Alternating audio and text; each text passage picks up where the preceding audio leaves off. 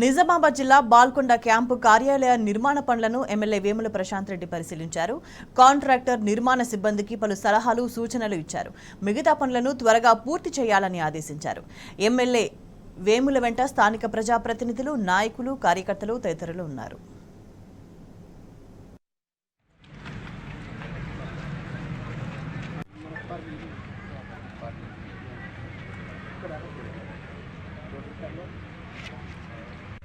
Yes,